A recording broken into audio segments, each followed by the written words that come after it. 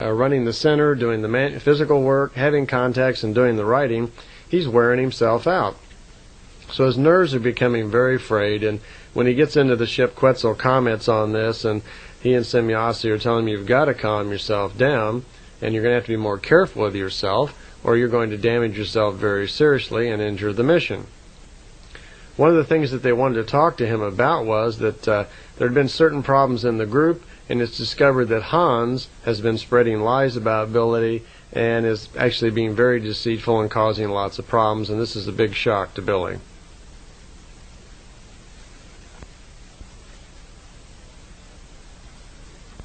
Fifth contact, Saturday, December 17th, 1977.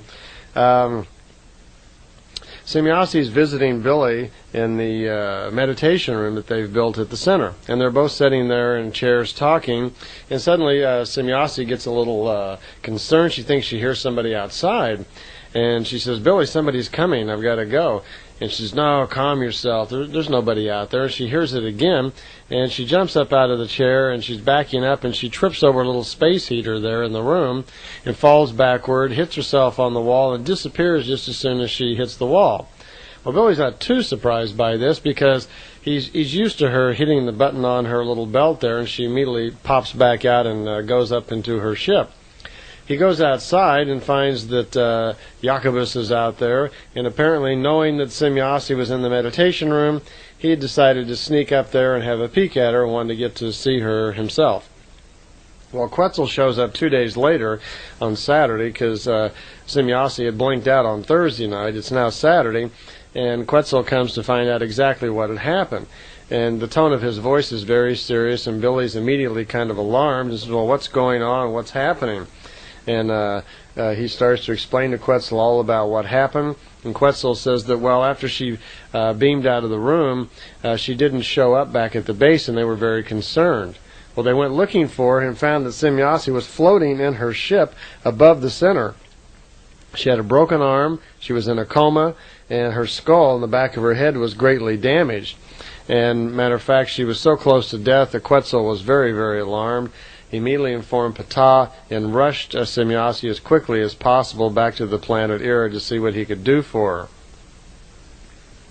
her. Ptah is trying to do something because it seems to be beyond their science, so he puts a call out to Ascot, since their race is far more advanced, to see if something that actually they could do.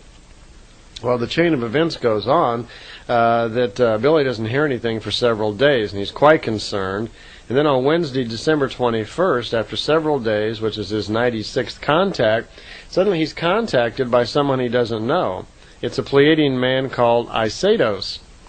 And he goes to see Aisedos, and Aisedos apparently has come to bring him a message about Semjase. And Billy's very upset.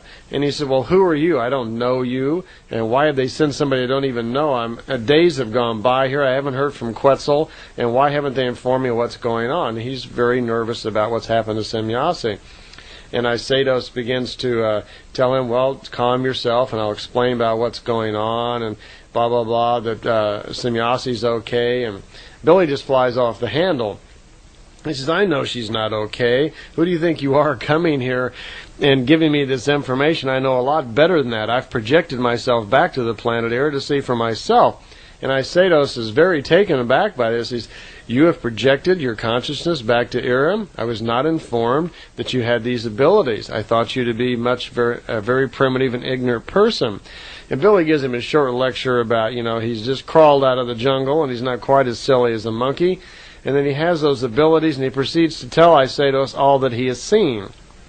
He tells him that he projected his consciousness, astral projection, back to the planet Era to see what has happened to Semjase.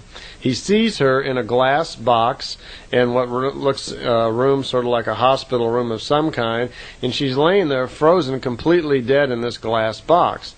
That her head is in some sort of horseshoe device that's transparent.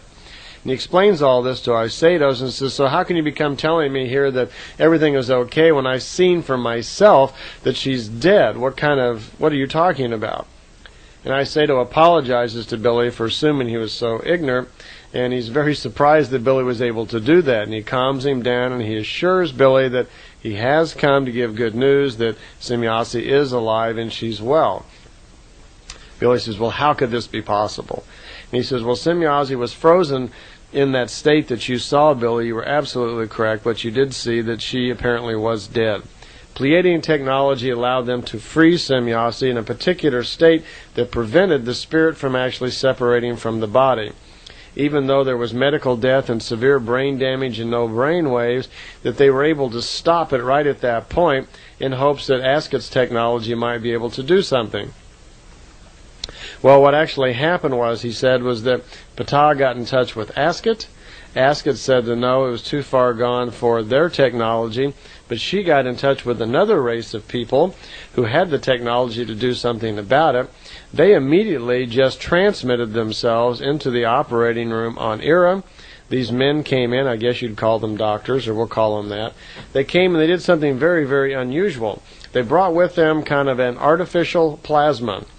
They then took the dead part of the brain out, took the skull cap off, took the dead part of the brain out that had died out, and they put this artificial plasma back into Semjase's brain and put the skull cap back on. Within a few moments, Semjase was sitting up on the table out of her coma and was seemingly herself again.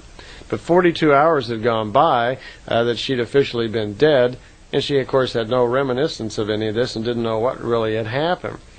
Well, it was explained to her that these people that had done this were called, they were Sonas, and so they would be called Sonians. And what they had actually done is this artificial plasma somehow that they had brought back served to work as a synthetic kind of brain. This plasma then attaches itself to the brain. It emulates the natural electrical force or life force of the being itself, and will for 3 or 4 years then work as kind of an artificial brain until the natural brain will start to recognize it as a natural part of itself again.